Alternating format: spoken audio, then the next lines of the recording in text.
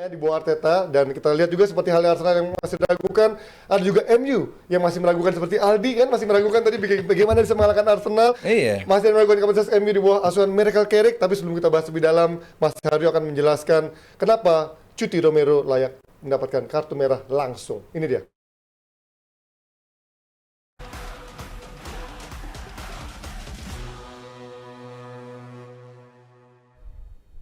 Halo GM Team, balik bersama gua Sabto Haryo Rajasa, tentunya dalam review weekend yang seru banget ya. Kemarin ada banyak pertandingan yang seru dan banyak juga kejadian yang layak diperdebatkan, terutama dalam keputusan wasit. Gua aja mencatat ada 3 di pertandingan Liverpool melawan City. Ada pelanggaran Guehi terhadap Salah, ada pelanggaran Alisson terhadap Nunez, dan ada juga pelanggaran Dominic Szoboszlai terhadap Erling Haaland. Tapi yang nggak kalah menarik jelas adalah satu kejadian di laga antara Manchester United melawan Tottenham Hotspur. Ini laga yang begitu ketat sampai akhirnya muncul insiden di mana ada kartu merah yang diberikan oleh wasit kepada Cuti Romero karena melakukan pelanggaran terhadap Casemiro. Pelanggarannya kalau wasit bilang excessive force ya. Jadi ada bola 50-50. Tapi satu pemain melakukan sebuah gerakan yang tergolong keras dan tergolong bisa membuat sebuah cedera pada pemain yang menderita pelanggaran tersebut. Kita lihat di gerakan pertama. Jadi Romero sempat kehilangan bola dan dia ingin maju untuk merebut bola itu lagi. Tapi bola itu sebelum sampai di kaki Romero sempat dibelokkan dulu oleh Casemiro sehingga bola itu berbelok ke arah sana dan kaki Romero menapak tepat di sini. Kita lihat di gerakan kedua. Nah, itu dia bolanya dibelokin sama Casemiro sehingga bola yang tadinya misalnya di sini bakal kena sama Romero, akhirnya tapi kena bagian ankle dari Casemiro. Kalau kita ngelihat gerakan seperti ini, memang bisa dibilang miss ball tackle, apes terhadap Romero yang akhirnya bolanya berbelok sehingga akhirnya kakinya kena pada Casemiro. Tapi wasit melihat pada excessive force tadi, gerakan yang begitu keras dan juga kakinya ada di atas udara dan juga open studs. Jadi semuanya komplit, ada studs yang kena bagian kaki bagian atas, lalu juga gerakannya keras dan itu bisa mencederai seorang pemain. Apakah ujung-ujungnya Casemiro cedera apa enggak, itu cerita yang berbeda. Tapi gerakannya bisa mengakibatkan cedera. Jadi wasit tanpa harus melalui VAR, lewat sebuah keputusan infield decision memberikan kartu merah. Dan kali ini gue setuju, ini memang sebuah pelanggaran yang kartu merah. Apes memang buat Romero yang akhirnya bolanya sempat belok, akhirnya dia nggak kena bolanya, tapi kena kaki Casemiro. Oke, segitu dulu mungkin pembahasan gue tentang kartu merah yang didapat oleh Cuti Romero.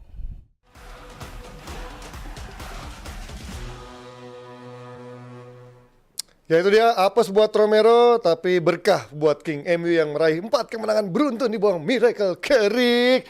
Kita langsung ke Adiani dulu nih. Gue baru tahu ternyata Adiani adalah tipikal fans yang ternyata belum setuju Carrick layak mendapatkan permanent job kalau memang dia let's say di akhir musim sampai Champions League dan juga ya berada di situasi yang bagus seperti ini. Dan lu lebih pilih Emery katanya, why? Ada beberapa nama sih. Okay. Emery salah satunya gitu kan. Okay. Kita bicara dengan Nagelsmann juga dengan World Cup yang berakhir mungkin akan menjadi pelatih yang bisa menjadi berpotensi untuk Manchester United. Ada Luis Enrique Martinez, ada juga pelatih-pelatih lainnya termasuk Mauricio Pochettino yang menurut gue udah lama harusnya diberikan kesempatan tapi belum gitu kan. Dan itu menjadi salah satu nama juga yang dibicarakan termasuk Thomas Tuchel. Gue masih belum terlalu yakin dengan Mickey Carrick karena as a player luar biasa. Gue juga mengikuti karir Mickey Carrick dari mulai West Ham, Tottenham Hotspur, Inggris, Manchester United, jadi pelatih di Middlesbrough, dan apa yang dia berikan dengan brand of football yang sesuai dengan saat ini yang dibutuhkan oleh Manchester United, back to basic, memainkan para pemain di posisi terbaiknya dan dengan approach yang mungkin vintage Manchester United. Tapi semua sekarang dalam keadaan yang masih begitu wangi. Honeymoon period lah mungkin ya masih 4 straight victories itu terjadi sudah cukup lama. lama terakhir Erik ten Hag melakukannya. Walaupun ya kita tahu sendiri lah dengan Scam cara dari Belanda itu scam itu. cara seperti Belanda apa scam, gitu ya. kan. Tapi kita belum melihat reaksi Michael Carrick ketika mungkin keadaannya United kalah 2-3 kali. setuju, Responsnya Bang. seperti apa? Itu setuju. Kalau dia bisa membalikkan keadaan setelah ada beberapa dip in form Ya. dan dengan misalnya bisa meraih 6-7 kemenangan berturut-turut setelah kalah beruntun, mungkin gue Akan bisa berubah pikiran. Oke.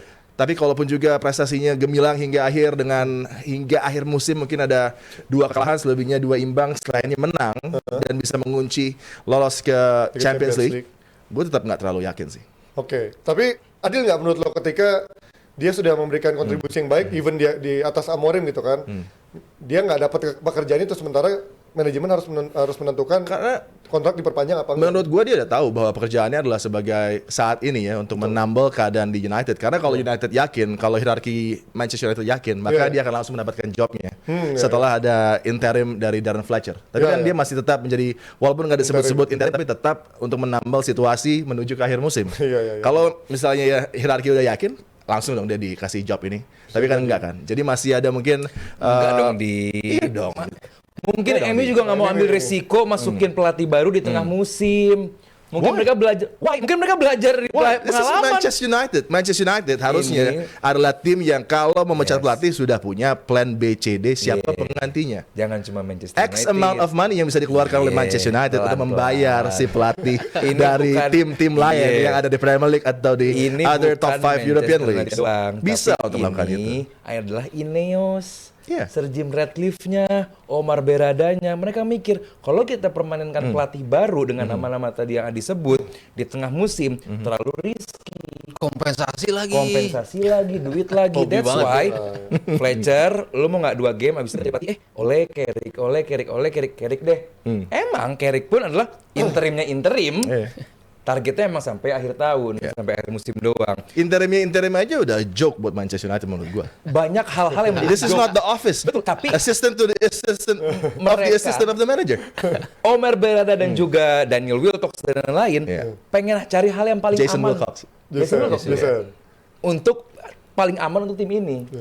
Daripada lu Kalau bayar bicara kompensasi, aman itu dari mulai lo ngasih Ashworth pekerjaan untuk mencari pelatih. Iya. Tapi kemudian ketika dia di garden leave dikasih duit juga tuh Newcastle. Tapi abis itu lo mesti bodoh bayar memang. Ashworth Yes, lagi. pada akhirnya harus mencat orang-orang dari kantinnya apa segala macam. Nah ketika Ruben Amorim itu keluar, mestinya orang-orang kayak Berada, kayak Wilcox yang sempat ada di belakang Iya. Terus Amorim, nyari-nyari lagi di tengah harusnya musim. keluar juga dong. Nggak mungkin mau dong. Hah? Amorim dipecat gara-gara orang-orang itu yang lu sebut tadi di. Iya, exactly. Makanya Berarti kan ini menunjukkan semua snakes. betul. Tapi ini snakes, Snakes in the team. ini snakes di kandang snakes. Ya, iya benar sih. Ini snakes di kandang Complicated sih memang Nggak manajemennya. mungkin. Manajemennya emang Kalau complicated sih. Wilcox cabut, Berada cabut, mereka ngomong dalam hati, iya Amorim yang salah, apa Amorim bener, kita yang salah. Nggak mungkin sebodoh itu. Dan Tapi di MU tengah-tengah harus itu, sorry, going di forward, tengah-tengah ya. itu, ketika lo pilih Michael Carrick, siapa yang jadi asistennya? Apa? Steve Holland. Steve Holland. Bagus dong. Ashworth mau nunjuk Southgate sebagai pelatih. Holland pasti ikut. Holland pun bukan. So what's the point? Gini nih, Holland itu bukan cuma asistennya Southgate. Sebelumnya dia pernah terlibat dengan pelatih-pelatih Exactly, baru. iya. Jadi cuman karena kita tahunya sekarang adalah asistennya Southgate doang, jangan tutup dia pernah menjadi asistennya pelatih-pelatih hebat sebelumnya. Even pelatih di Chelsea pun dia pernah. Jose Mourinho pernah. Jose Mourinho pengalamannya luar biasa. That's why gua sama Mas Ari kemarin bilang bahwa salah satu kehebatnya Carrick sekarang karena ada Steve Holland sebagai pembisik Exactly, di kirinya. yeah. Itu luar biasa. Itu gua bilang bahwa cara MU mendatangkan Carrick sekarang untuk sampai akhir musim itu cara paling aman. Karena apapun yang terjadi, dia cukup bayar pertayang doang Ya, nih betul. gitu. Nah, Bayar cara paling pertayang doang. aman ini sudah dilakukan juga ketika oleh Solskjaer. Dan itu berulang juga. Kenapa cari aman dengan menunjuk legend? Tameng juga buat ownership, buat Ineos agar nggak diserang sama fans. Kalau Adiani Ini kan berpendapat kayak oleh Solskjaer 2.0. betul. Tapi kalau lu dengan setuju kalau Carrick. kalau itu bukan setuju lagi karena emang faktanya demikian. Dari interim coba dilakukan jadi permanent manager. Kalau punya analisis dengan ini pernah kejadian sebelumnya dan ini terjadi lagi bahwa itu bakal salah, ya itu bukan analisis namanya, bahwa itu cuma mengulang sejarah. Emang lu bakal pastikan apa yang Carrick terjadi nanti sama seperti Solskjaer? Kan nggak juga. Ini bakal hal baru juga. Lebih matang, pemain lebih baik juga. Jajaran pelatih juga lebih bagus, mungkin menjadi jajaran pelatih terbaik di dunia. Tapi kalau emang Carrick bisa membawa tim ini ke Liga Champion, di mana berarti Carrick me-overcome target dari tim, Ya. sangat fair buat gua kalau Carrick ini dikasih permanen job. Nanti setelahnya kalau MU jelek lagi, bobrok Here we lagi. go again.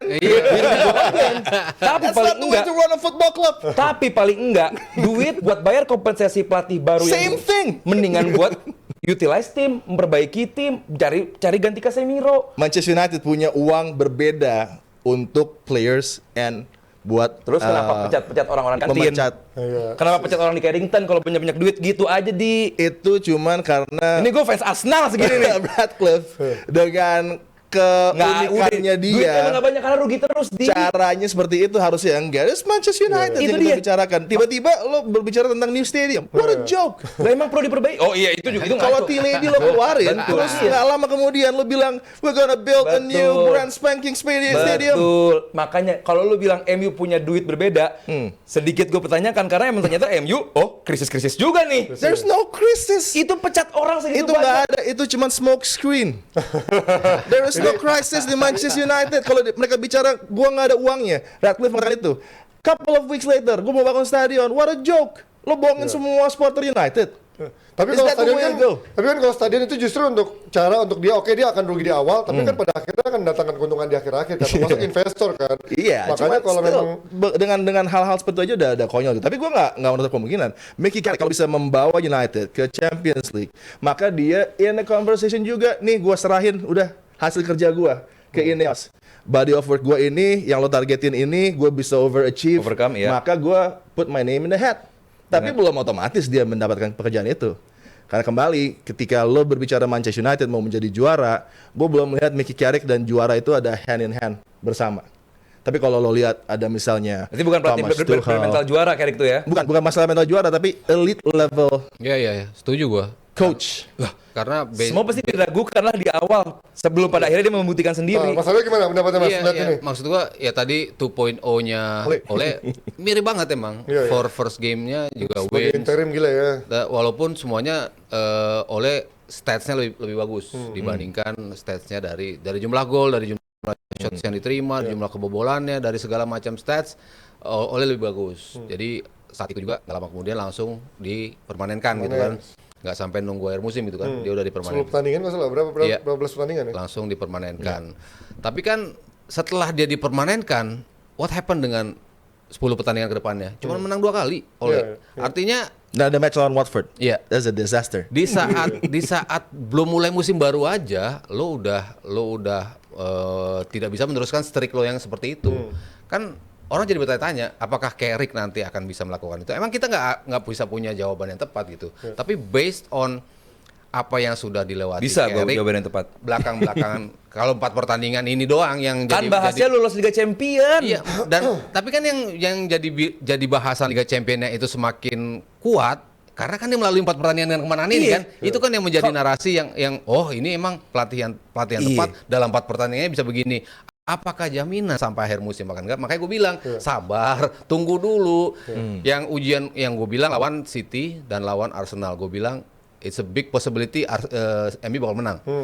Lawan Fulham bakal lebih sulit. Lawan Spurs juga akan lebih sulit. Gue bilang di 2 laga itu. Tapi kalau menang berarti emang secara mental, secara permainan, secara gimana mereka ngebongkar pertahanan yang lebih rapat, mereka bisa overcome itu. Itu poin plus dari ini. Tapi nanti ada laga lawan West Ham, laga lawan tim-tim yang lebih nyebelin Everton, lagi. segala macam Iya, yang dari sisi permainan lebih nyebelin lagi. Itu apa bisa dilewati sama Carrick apa enggak? Nanti misalnya Bruno aja cedera, misalnya Bumo aja cedera, hal-hal seperti itu kan belum ada penggantinya. Apakah bisa masih semulus itu apa enggak? Ya memang kita belum bisa jawab. Tapi kan makanya gue bilang tunggu dulu. Nah, tapi tadi kita udah langsung jumping The ke next conclusion season next season ya. Kalau misalnya let's say tembus Champions League, menurut lu dia permanen apa enggak? Layak nggak? Kalau gue bilang sama Adi, dia belum level elite coach. Oke. Yang belum menghadapi bahkan di Boro. Mungkin di awal-awal doang dia bagus, tapi setelah itu kesulitan juga. Iya. Tapi beda different situation ya, karena kan every season di Boro tuh pasti ada pemain yang harus Betul, harus pergi keluar, lah, harus gitu keluar kan. gitu. Tapi kan ya itu kan gimana pelatih bagus yang bisa mencari pengganti, yang bisa tetap menambal di eranya De Zerbi, di eranya Brighton, berapa orang yang pergi sih? Pemain-pemain terbaik pergi, tapi bisa dipertahankan secara kualitas. Di Boro dia nggak bisa melakukan itu. Jadi masih tanda tanya juga tentang stabilitas. Tapi at least di awal ini ya dia bisa ngebalikin. Kalau orang bilang ini DNA Manchester United balik lagi ke era Ferguson, ya terserah lah kalau mereka mau melihatnya seperti itu. Cuman ya gue bilang gue masih nunggu kestabilan itu bisa nggak dalam perjalanan panjang. Sampai kapan kestabilan itu menurut lo? Ya sampai akhir musim sih harusnya. Ya kan akhir musim ya. Sampai akhir musim. Ya kalau dia ternyata bisa stabil sampai akhir musim, Tapi untuk memulai musim baru nanti, gue bilang belum Oke. cukup. Gue tambahin nih.